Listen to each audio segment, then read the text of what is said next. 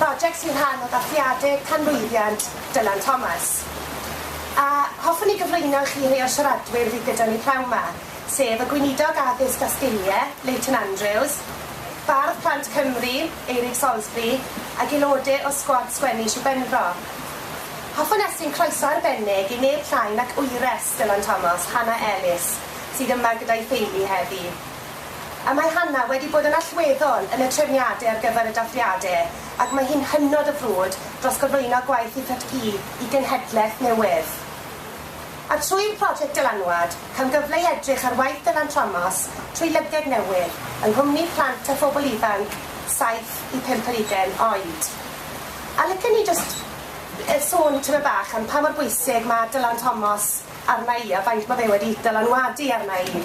Fi'n cofio darllen Fern Hill, wedi 12 oed yn ysgol Dyffryn Teifi, a fel pawb arall sy'n darllen Fern Hill am y tro cyntaf cael yn swyno anghyfareddu gan y geiriau.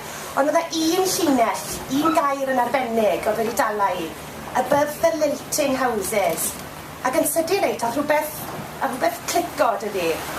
Y gair lilting na, nid yn unig oedd e'n disgrifio siapau'r toiau y lilting houses, ond wrth gwrs hefyd y lleisiau oedd i fewn y tai, yr acen hyfryd na, Gorllewin Cymru, yr acen lilting. Ac oedd y ffaith bod un gair weddol syml yn gallu golygu siwt gymaint o wahanol bethau i fi, wedi taro rhywbeth a tanio rhywbeth yn ymhen, a dyna beth i fi'n gobeithio bydd yn galluogi ddigwydd i holl blant o phobl ifanc Cymru flwyddyn nesaf.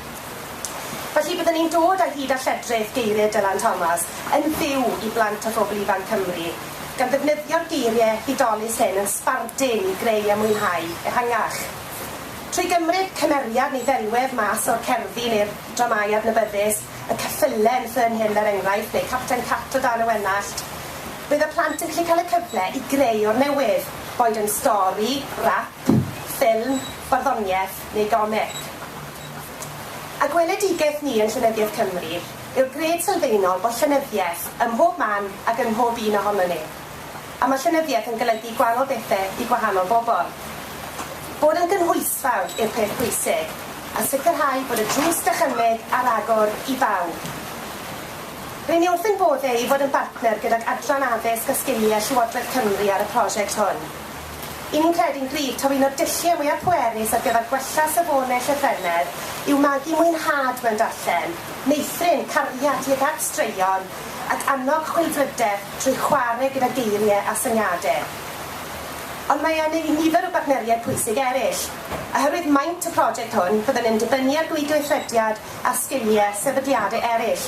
Mae BBC Cymru, Criw, Gwobr Dylan Thomas, y Prince's Trust, y Llyfrgell Genedlaethol, y Cyngor Prydeinig, Canolfan Millennium Cymru ac awdurdodau lleol i gyd i gyflawni'r prosiect. Felly, beth yn union sydd yn y prosiect yma? Wel, cynhelir 2,000 o weithdai yn Gymraeg a Saesneg yn seiliedig ar waith Dylan Thomas, gan dimoedd amrywiol awduron ac artistiaid. A rwy'n falch iawn datgan ta Canolfan Penarth ac Adran Gelf a Dylunio Prifysgol Cymru y Drindod Dewi Sant bydd yn cynllunio'r pecynnau addysg hyn. Byddant yn dyfeisio gweithdai 1 awr ar gyfer cyfnodau allweddol 2, 3 a 4, a bydd y gweithdai hyn ar gael i ysgolion Cymru o fis Hydref lan. Mewn partneriaeth â BBC Cymru a Criw, byddwn yn creu sioe arloesol ar ddenteithio Prifysgolion Cymru. Bydd y sioe hwn yn canolbwyntio ar amser Dylan Thomas yn Efrog Newydd, gyda chymysgedd o gerddoriaeth, ffilm, barddoniaeth a hip-hop.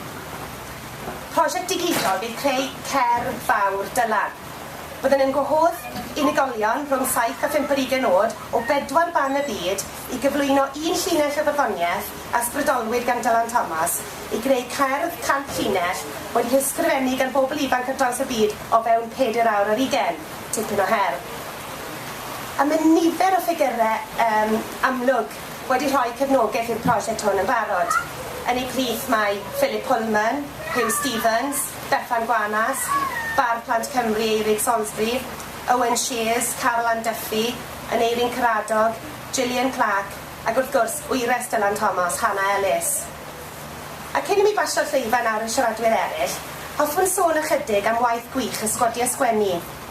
I rai na sydd yn gyfarwydd, mae sgwadiau'n bartneriaeth rhwng Llenyddiaeth Cymru a holl awdurdodau lleol Cymru. Mae'r cynllun yn seiliedig ar sgwadiau chwaraeon, rygbi, pêl-droed neu hoci, lle mae'r plant sy'n dangos a ddewid mawr yn cael ei deffol i gynrychioli'r ysgol ar lefel y sir. Felly, mae'r plant sydd wedi bod yn gweithio dyfar Plant Cymru, plant ifanc Sir Benfro, yw'r crem de la crem o'r awduron ifanc newydd, sef Waldos yn dyfodol ni.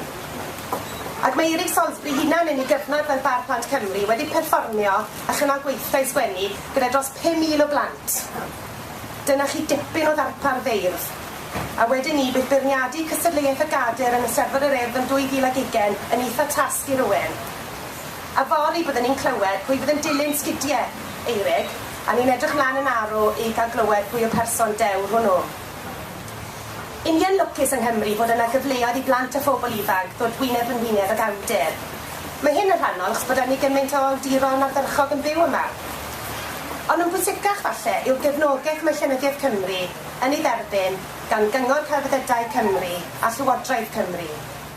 Mae'r gefnogaeth yma yn ein galluogi i noddi nifer o ymweliadau awduron ag ysgolion.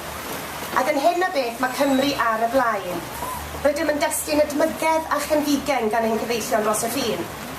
Trwy gynlluniau fel awduron ar daith, Bar Plant Cymru, Young People's Laureate, sgwadiau sgwennu a nawr Dylanwad, mae gan blant a phobl ifanc Cymru beth bynnag fo'i cefndir, y cyfle i fwynhau a chael ei swyno gan lenyddiaeth.